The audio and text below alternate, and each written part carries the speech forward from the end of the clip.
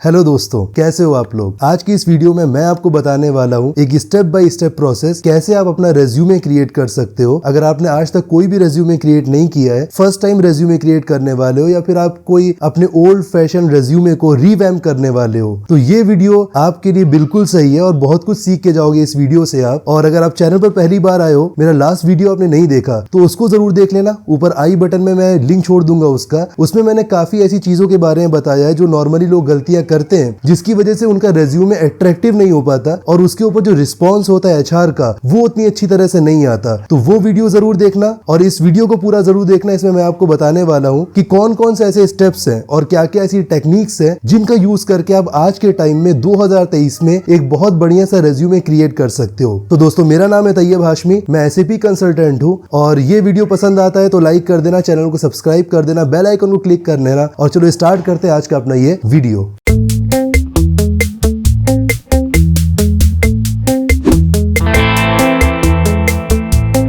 दोस्तों, सबसे पहली चीज जिसका आपको ध्यान रखना है वो है आपका मोटिव। अब किसी भी काम को आप कर रहे हो, अगर आपका मोटिव क्लियर नहीं है तो डेफिनेटली आप एंड रिजल्ट वो नहीं पा सकते हो जो आपको चाहिए, जो आप पाना चाहते हो। तो सबसे पहले अपना मोटिव क्लियर कर लो कि जो रेज्यूमे आप क्रिएट कर रहे हो वो किस प्रोफाइल के लिए बनाना चाहते हो। अब अक्सर लोग ये गलती करते हैं कि एक ही रेज्यूमे को मल्टीपल प्रोफाइल्स के लिए क्रिएट करने लगते हैं। अब मान के चलो कि आप एक ग्राफिक डिजाइनर हो, आपको वीडियो एडिटिंग आती है, आपको मोशन ग्राफिक्स, 3D मॉडलिंग सब कुछ आता है और आप चाहो कि हर एक प्रोफाइल को एक ही रेज्यूमे के अंदर आप मर्ज कर लो। तो होता क्या है कि आप सारी इंफॉर्मेशन अपने एक रेज्यूमे के अंदर लेके आ तो सकते हो, बट जो भी आपका रेज्यूमे पढ़ेगा वो किसी भी कंक्लूजन पर नहीं पहुंच पाएगा कि आपको किस प्रोफाइल के लिए रखना है या आप किस प्रोफाइल के लिए बेस्ट हो। तो ये गलती कभी मत करना। अपना रेज्यूमे जब भी क्रिएट करो, किसी भी एक स्पेसिफिक प्रोफाइल को चूज करो, देन उस प्रोफाइल के लिए अपना रेज्यूमे क्रिएट करो। और जो सेकंड थिंग है जिसका आपको ध्यान रखना है वो ये कि आप रेज्यूमे क्रिएट कर रहे हो एचआर कंसल्टेंट के लिए। अब अगर आप खुद अपने रेज्यूमे को पढ़ोगे तो आपको बहुत अच्छा लगेगा अपनी तारीफ को सुनने में। वो 3 पेज का, 4 पेज का, जितना भी लेंदी होगा, आपको कोई भी फर्क पड़ने वाला नहीं है। बार बार उसको पढ़ोगे और आपको बहुत ज्यादा अच्छा लगेगा। बट जो आपका एचआर कंसल्टेंट है वो एक दिन में 50 से 60 रेज्यूमे को रीड करता है और वो 30 सेकंड से 1 मिनट तक देगा आपके रेज्यूमे को। और उस ड्यूरेशन के अंदर अगर आपने अपनी मीनिंगफुल इंफॉर्मेशन उस तक पहुंचा दिया रेज्यूमे की हेल्प से, तो समझ लो कि आपका सिलेक्शन होने वाला है। बट अगर उस बीच में आपने फालतू की चीजें ऐसी लिखी थी जिसको पढ़ के उसका टाइम वेस्ट हो गया, तो वो आपके रेज्यूमे को डेफिनेटली डिस्कार्ड कर देगा और आपके जो चांसेस हैं सिलेक्शन के वो वहीं पर 50% खत्म हो जाते हैं। तो ऐसी गलती कभी मत करना। अब चलो सेकंड पॉइंट की तरफ आते हैं और बताते हैं आपको कि कैसे आप रेज्यूमे क्रिएट कर सकते हो। और स्क्रीन पर मैं आपको शो कराता हूँ एक नया रेज्यूमे क्रिएट करके कि कैसे कैसे आपको इन्फॉर्मेशन डालनी है और कहां से आपको इन्फॉर्मेशन मिल सकती है। तो सबसे पहले, जैसे कि मैंने आपको बताया था, अगर आपने मेरी लास्ट वीडियो नहीं देखी है रेज्यूमे के ऊपर, तो उसका मैं लिंक डाल दूंगा अपने डिस्क्रिप्शन बॉक्स में भी और आई बटन में भी, जाके चेकआउट कर लेना। वहां पर मैंने बताया था कि जब भी आप रेज्यूमे क्रिएट करो तो कोशिश करो कि वर्ड की फाइल पर क्रिएट करो, चाहे वो MS वर्ड हो चाहे गूगल डॉक्स हो, और देन उसको आप एक्सपोर्ट करो PDF में। तो होता क्या है कि हर जॉब में कुछ स्पेसिफिक कीवर्ड्स होते हैं जो उस जॉब के क्राइटेरिया को डिफाइन करते हैं। तो आपका जो HR है वो उन कीवर्ड्स को रेज्यूमे पे सर्च करता है एंड वो कीवर्ड्स जहां जहां पर मिलते हैं उस सेंटेंस को पढ़ता है और उससे अगर उसको सेटिस्फैक्टरी इंफॉर्मेशन मिल जा रही है तो वो आपको सेलेक्ट कर लेगा, वरना वो आपको रिजेक्ट करने वाला है। तो सर्चेबल रेज्यूमे बनाना है, उसके लिए MS वर्ड पर आओ। जैसे ही अपने MS वर्ड की एप्लीकेशन को ओपन करोगे, आपको वहां पर ऑप्शन मिलता है टेम्पलेट्स का। उस टेम्पलेट वाले सेक्शन पर जाना एंड वहां पर जो भी टेम्पलेट आप सेलेक्ट करना चाहते हो वो सेलेक्ट कर लेना। आप सिंपली वहां पर रेज्यूमे लिखकर सर्च बटन प्रेस करो तो वहां मल्टीपल रेज्यूमे की टेम्पलेट आ जाएगी। अब कुछ टेम्पलेट्स ऐसी है जो कॉलम वाइज है, यानी कि उसमें 2 कॉलम बनाए। लेफ्ट साइड में आपका ऐसा कॉलम रहेगा जिसमें आप अपनी शॉर्ट डिटेल्स डाल सकते हो, पॉइंट टू पॉइंट डिटेल्स, और आपका राइट कॉलम ऐसा रहता है जहां पर आप अपने पूरे पैराग्राफ डाल सकते हो। बट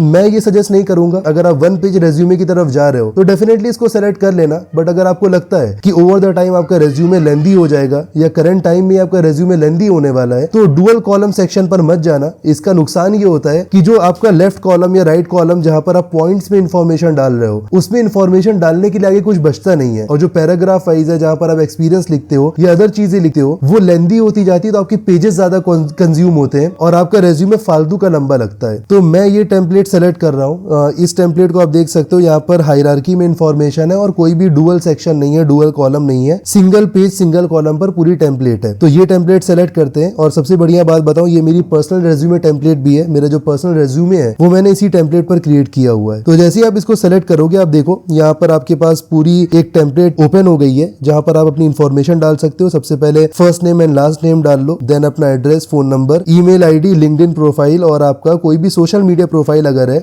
सपोज आप अपने वर्क को यूट्यूब पर डालते हो मेरी तरह, या फिर अगर आप एक फोटोग्राफर हो, ग्राफिक डिजाइनर हो, या इस टाइप से कोई भी चीज आप क्रिएट करते हो, उसको इंस्टाग्राम पर डालते हो, तो वहां का प्रोफाइल लिंक आप यहाँ पर मेंशन कर दो। ये सारी चीजें टॉप पर होना जरूरी है, ताकि कोई भी आपको कनेक्ट करना चाहे तो उसके पास मल्टीपल सोर्सेज वो आप तक पहुंचने के लिए। मेक श्योर कि अपने 2 नंबर यहाँ पर डालो, एक ऑल्टरनेटिव नंबर भी डालो, सो इन केस अगर आपका फर्स्ट नंबर रीचेबल नहीं है तो कोई भी आपको सेकंड वाले नंबर पर रीच आउट कर सके। ये चीजें कंप्लीट करने के बाद आपका ऑप्शन आता है समरी का, बट मैं सजेस्ट करूंगा समरी सबसे लास्ट में डालना। फर्स्ट ऑफ ऑल अपना प्रोफाइल क्रिएट कर लो और देख लो कि आपको क्या क्या आता है और सारी इन्फॉर्मेशन फिलअप कर लो। देन उस इन्फॉर्मेशन के बेस पर आप अपने समरी को क्रिएट करो। तो क्या रहेगा कि आपका जो समरी होगी वो प्रॉपर आपके रेज्यूमे की ब्रीफिंग होगी। ऐसा कुछ भी नहीं होगा कि आप समरी में कुछ अलग लिख रहे हो और रेज्यूमे में कुछ अलग जा रहा है। तो first of all resume create करो, देन उसके बाद समरी पर आना। तो जब बात आती है समरी की या फिर रेज्यूमे में अलग अलग सेंटेंसेस डालने की, तो सबसे बड़ा चैलेंज जो आता है हम लोग के सामने वो होता है कि आप इन्फॉर्मेशन कहां से लेकर आओगे, अपना जो सेंटेंस है उसको फ्रेम कहां से करोगे। तो उसके 2 ऑप्शन है जो मैं आपको देने वाला हूँ।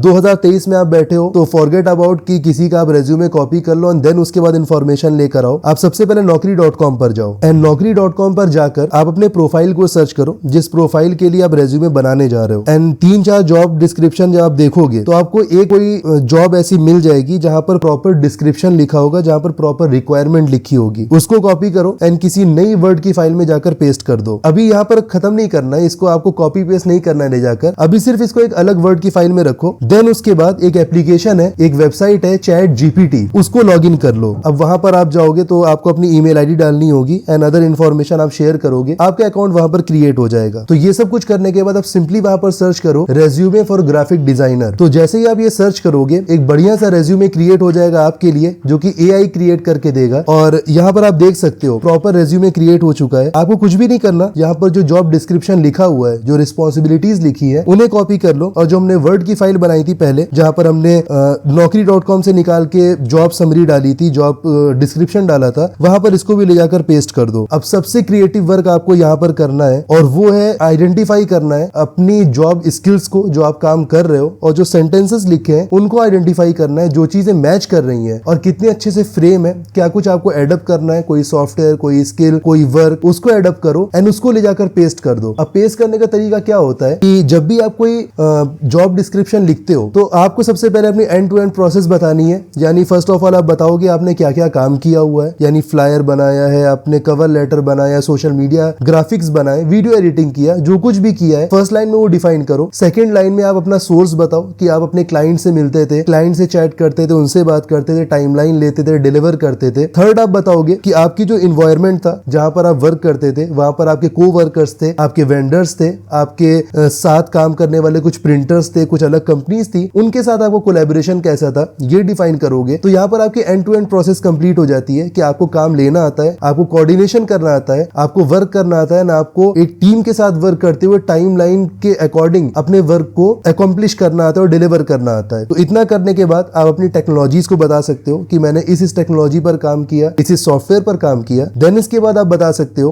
कि आप रिसर्च करते रहते हो, न्यूअर टेक्नोलॉजी जो भी आई है या किसी भी कोर्स के थ्रू या इंटरनेट के थ्रू या अलग अलग रिसोर्सेज से आप उसके साथ अप टू डेट रहते हो। तो ये 5-6 लाइन का अगर आप डिस्क्रिप्शन लिख देते हो तो ये सफिशिएंट है। बट मेक श्योर कि आप जो भी डिस्क्रिप्शन लिखो वहां पर आपकी एंड टू एंड प्रोसेस होनी चाहिए कि आपका वर्क कहां से स्टार्ट होता है, उस वर्क में आपकी रिस्पॉन्सिबिलिटी क्या थी और वो वर्क एंड कहां पर होता है, और इन सारी चीजों में आपका रोल कहां पर है। अगर आप वर्क उठा रहे हो तो क्लाइंट के साथ आप क्या इंटरेक्शन करते हो, अगर आप वर्क कर रहे हो तो उस वर्क में आपका क्या इंटरेक्शन है, उस वर्क को करते हुए जितने लोग आपके साथ काम कर रहे हैं उनके साथ आपका इंटरेक्शन कैसा रहता है, आप as a team leader work करते हो, आप एज अ सब्स्टिट्यूट वर्क करते हो, किस टाइप का आपका रोल है वहां पर। तो ये सारी चीजें डिफाइन करना है आपको और ये आपका एक end to end process create होता है। तो अगर आप इस तरह से अपनी चीजें डालते हो एक्सपीरियंस में तो डेफिनेटली सामने वाला समझ जाएगा कि इसने काम किया हुआ है और रैपिडली वर्क किया है, मतलब बार बार इसी चीज को रिपीट किया है, दैट्स व्हाई एक्सप्लेन कर पा रहा है। तो इस चीज का ध्यान रखना। और अगर आप एक्सपीरियंस पर्सन नहीं हो, फ्रेशर हो, तो सेम चीज आप अपने किसी भी प्रोजेक्ट के लिए कर सकते हो। जैसे मैंने यहाँ पर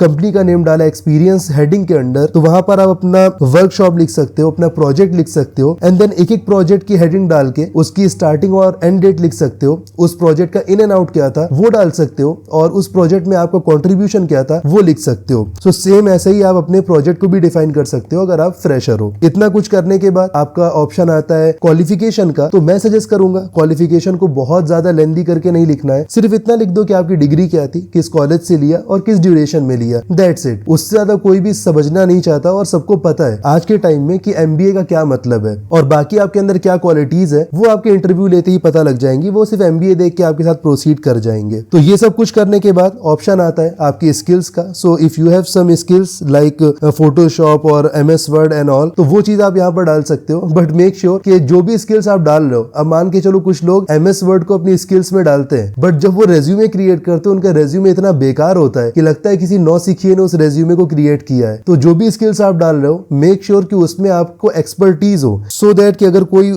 उससे रिलेटेड कोई भी चीज ओपन करता है तो उसको वहां पर आपकी स्किल सेट दिखे, उसको लगे कि हाँ सच में आपने काम किया हुआ है। तो ये सोच समझ के डालना। एंड हॉबीज एंड ऑल जो एक टाइम पे हम लोग बहुत डाला करते थे, आजकल उस चीज का कोई ट्रेंड नहीं है, सो उसको आप स्किप भी कर देते हो तो कोई प्रॉब्लम नहीं है। इसके अलावा आपका अचीवमेंट का सेक्शन आता है। लोग कुछ अलग अलग वर्कशॉप कर लेते हैं, कुछ प्रोजेक्ट्स कर लेते हैं, या कोई डिप्लोमा कोर्स भी करते हैं, तो उसको भी आप उसके नीचे सेक्शन में लेकर डाल सकते हो। लाइक आपने अगर एमबीए किया, साथ में कुछ सर्टिफिकेशंस आपने किए हुए, तो वो आप वहां पर जाकर शेयर कर सकते हो। और इन सब के बाद अब बारी आती है आपकी समरी की। अब समरी क्या होती है इसको समझो। समरी एग्जैक्टली आपका एक कम्युनिकेशन होता है, फर्स्ट कम्युनिकेशन जो आप अपने एचआर कंसल्टेंट के साथ करते हो। लाइक आपका एचआर मल्टीपल रेज्यूमे को डाउनलोड करता है, उस मल्टीपल रेज्यूमे में जैसे ही वो आपके रेज्यूमे को ओपन करता है तो उसको बोल्ड में आपका नाम दिखता है। देन जो सेकंड चीज वो ढूंढता है, वो देखता है आपकी समरी को कि आपने अपनी समरी में क्या लिखा है। तो वहां पर आपको प्रॉपर तरीके से खुद को डिफाइन करना है। Like I am Tayyab Hashmi, I have more than 8 years of experience, और मैंने इस प्रोफाइल पर काम किया है, मेरी ये रिस्पॉन्सिबिलिटीज रही है, मैंने ये प्रोजेक्ट्स किए, और मेरे अंदर ये क्वालिटीज है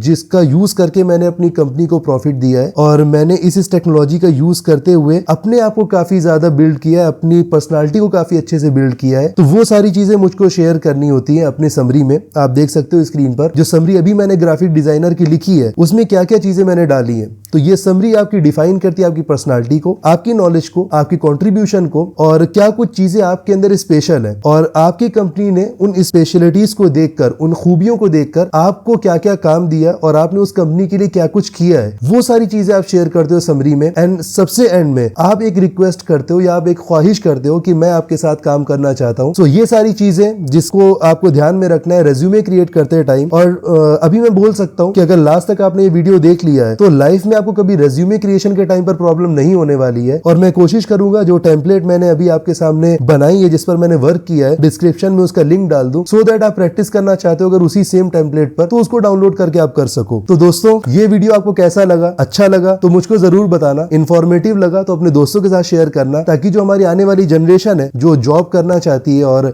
अपने आप को किसी भी तरह से आगे बढ़ाना चाहती है, वो इन चीजों में प्रॉब्लम फेस ना करे जहां पर नॉर्मली लोग करते हैं, एक दूसरे का रेज्यूमे कॉपी करके पेस्ट करते हैं और काफी ऑड फॉर्मेट्स में रेज्यूमे क्रिएट करते हैं 2023 में भी, जबकि ये चीजें काफी ज्यादा आसान हो चुकी है। तो कोई भी इन सब चीजों में प्रॉब्लम फेस ना करे। तो उम्मीद करता हूं आप लोग इस वीडियो को पसंद करोगे, रिस्पॉन्स दोगे, चैनल को सब्सक्राइब करोगे। मिलेंगे बहुत जल्दी आपसे अपनी दूसरी किसी नई वीडियो में, तब तक के लिए गुड बाय।